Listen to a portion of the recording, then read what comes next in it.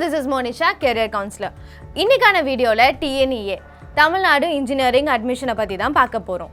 இது ஒரு online portal. So ஆன்லைன்ல தான் நீங்க அப்ளை பண்ண முடியும். எந்த மாதிரி காலேஜஸ்ல நம்ம அப்ளை பண்ணலாம்ங்கிறதுல இருந்து எப்படி அப்ளை பண்ணலாம்ங்கிறது வரைக்கும் என்டையர் டீடைல்ஸ் நம்ம இந்த வீடியோல பார்க்க போறோம். ஸோ வீடியோவை ஸ்கிப் பண்ணாம கடைசி வரைக்கும் பாருங்க.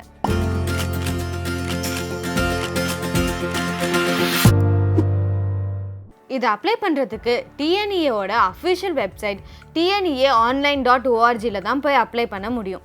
இந்த போர்ட்டல் வழியாக நீங்கள் government engineering colleges, aided and self supporting colleges and government aided engineering colleges and இந்த சென்ட்ரல் கவர்மெண்ட் இன்ஸ்டிடியூஷன்ஸில் அப்ளை பண்ண முடியும்.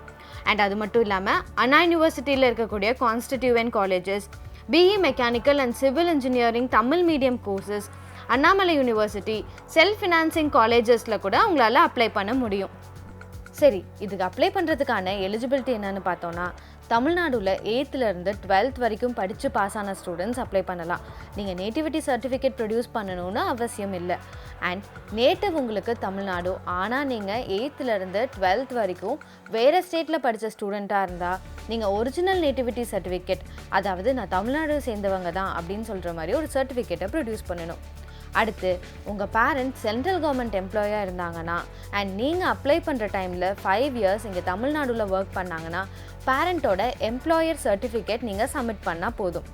அடுத்து அதர் ஸ்டேட் கேண்டிடேட்ஸ் 8th-லேருந்து 12th வரைக்கும் நீங்கள் தமிழ்நாடுல படிச்சிங்கன்னா நீங்கள் அப்ளை பண்ணலாம். நேட்டிவிட்டி சர்டிஃபிகேட் ப்ரொடியூஸ் பண்ணணும்னு அவசியம் இல்லை.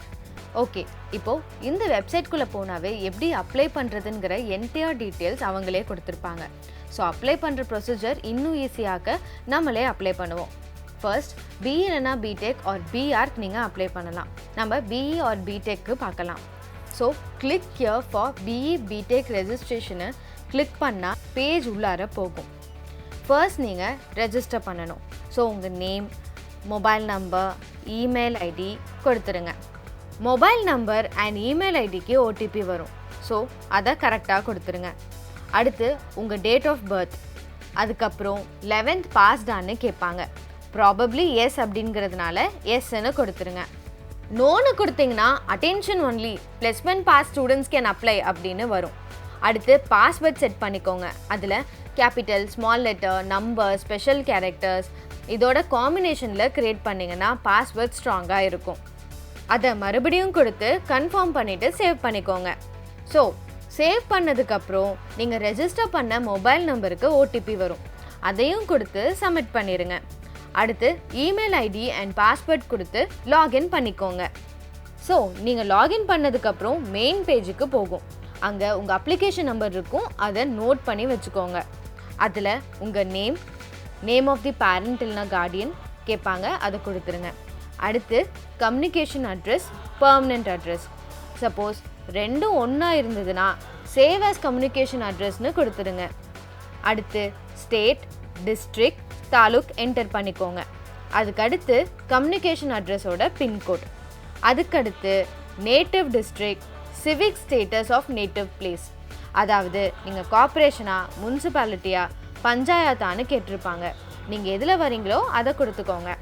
அடுத்து date of birth, gender, mother tongue, nationality, nativity, அதாவது தமிழ்நாடுவை சேர்ந்த மக்கள்னா தமிழ்நாடு, இல்லைனா அதர்ஸ். அதுக்கடுத்து religion, name of the community, name of the caste, Aadhaar number. இந்த ஆதார் நம்பர் ஆப்ஷனல் தான், வேணும்னா கொடுத்துக்கோங்க. அடுத்து சேவ் அண்ட் கண்டினியூ கொடுத்து அடுத்த பேஜுக்கு போயிடும். அடுத்த பேஜ் ஸ்பெஷல் ரிசர்வேஷன் இன்ஃபர்மேஷன். நீங்கள் எமினன்ஸ் ஸ்போர்ட்ஸ் பர்சன், அதாவது சிறந்த விளையாட்டு வீரர், அடுத்து பேரண்ட் எக்ஸ் சர்வீஸ் மேன், அடுத்து டிஃப்ரெண்ட்லி ஏபிள்டு கேட்டகரியில் வரீங்கன்னா எஸ்ன்னு கொடுங்க, இல்லைன்னா நோன்னு கொடுத்துருங்க. அடுத்து டிஎஃப்சி சென்டர் ஃபார் சர்டிஃபிகேஷன், அதாவது நீங்கள் ஆன்லைனில் அப்ளை பண்ணுற டாக்குமெண்ட்ஸை வெரிஃபை பண்ணுறதுக்கான சென்டர் தான் அது. ஒவ்வொரு டிஸ்ட்ரிக்ட்லேயுமே 2 கொடுத்துருக்காங்க. நீங்கள் பார்த்து எந்த லொக்கேஷன் வேணாலும் செலக்ட் பண்ணிக்கலாம். அடுத்து சேவ் அண்ட் கண்டினியூ கொடுத்தா அடுத்த பேஜுக்கு போயிடும். அதுக்கடுத்து ஸ்காலர்ஷிப் இன்ஃபர்மேஷன், பேரண்ட்டோட ஆக்குபேஷன், அவங்களோட ஆனுவல் இன்கம், நீங்கள் ஃபர்ஸ்ட் கிராஜுவேட்டுக்கு எலிஜிபிள்னா எஸ்ன்னு கொடுத்துருங்க, இல்லைனா நோன்னு கொடுத்துருங்க.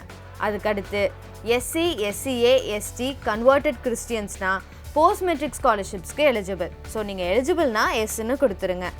அடுத்து ஸ்கூல் ஆஃப் ஸ்டடி இன்ஃபர்மேஷன், அதில் உங்கள் ஸ்கூலை பற்றின information. First category of school.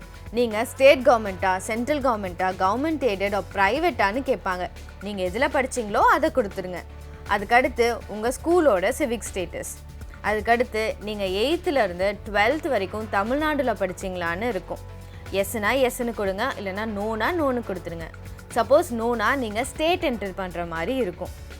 அடுத்து 6th to 8th வரைக்கும் ப்ரைவேட் ஸ்கூலில் படிச்சிங்களான்னு கேட்பாங்க. எஸ்னா எஸ்ன்னு கொடுத்துருங்க. அதுக்கடுத்து நீங்கள் 6th to 12th வரைக்கும் கவர்மெண்ட் ஸ்கூலில் படிச்சிங்களான்னு கேட்பாங்க. ஆமாண்ணா ஆமான்னு கொடுத்துருங்க. அடுத்து ஸ்கூலோட டீட்டெயில்ஸ்.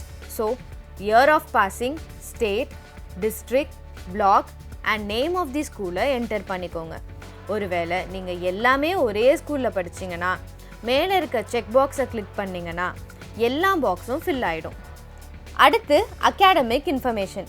இதில் குவாலிஃபையிங் எக்ஸாமினேஷன் 12th HSC கொடுத்துக்கோங்க. அடுத்து name of the board of the examination. அதுக்கடுத்து பெர்மனன்ட் ரெஜிஸ்டர் நம்பர், இது மார்க் ஷீட்டில் இருக்கும். அடுத்து HSC ரோல் நம்பர். அதுக்கடுத்து குவாலிஃபைட் இயர், எந்த இயர் குவாலிஃபை ஆனீங்களோ அதை கொடுத்துருங்க. அதுக்கடுத்து HSC குரூப் கோட், நீங்கள் எந்த குரூப் எடுத்தீங்களோ அதை கிளிக் பண்ணிடுங்க. அதுக்கடுத்து medium of instruction, HSC maximum marks, அதில் நீங்கள் எவ்வளோ ஸ்கோர் பண்ணியிருப்பீங்கன்னு கேட்டிருப்பாங்க, அதை கரெக்டாக கொடுத்துருங்க. நெக்ஸ்ட் நீட்டுக்கு அப்ளை பண்ணியிருந்தீங்களான்னு கேட்பாங்க. எஸ்னா எஸ்ன்னு கொடுத்துருங்க. அதே மாதிரி JEEக்கு அப்ளை பண்ணிங்களான்னு கேட்பாங்க. எஸ்னா எஸ்ன்னு கொடுத்துருங்க, இல்லைனா நோன்னு கொடுத்துருங்க. அடுத்து EMIS நம்பர் கேட்பாங்க. அது உங்கள் ஸ்கூலில் கேட்டாவே கொடுப்பாங்க. அதுக்கடுத்து ப்ரிவ்யூ பேஜ் வந்துடும். நீங்கள் செக் பண்ணிக்கலாம். செக் பண்ணதுக்கப்புறமா நீங்கள் பே பண்ணலாம். பே பண்ணதுக்கப்புறம் நீங்கள் அப்ளிகேஷன் ஃபார்மை டவுன்லோட் பண்ணிக்கலாம். அண்ட் இந்த டாக்குமெண்ட்ஸ் எல்லாமே அப்லோட் பண்ணுற மாதிரி இருக்கும். TNEAல எப்படி அப்ளை பண்ணலாங்கிற என்டையர் டீட்டெயில்ஸ் நம்ம இந்த வீடியோவில் பார்த்தோம். கவுன்சிலிங் ப்ரொசீஜர் பற்றின டீட்டெயில்ஸை நான் வேறொரு வீடியோவை நான் அப்லோட் பண்ணுறேன், அதையும் மறக்காமல் பாருங்கள். இந்த வீடியோவில் உங்களுக்கு ஏதாச்சும் டவுட் இருந்துச்சுன்னா கமெண்ட் செக்ஷனில் சொல்லுங்கள், நாங்கள் அதுக்கு ஆன்சர் பண்ணுறோம். பாய்.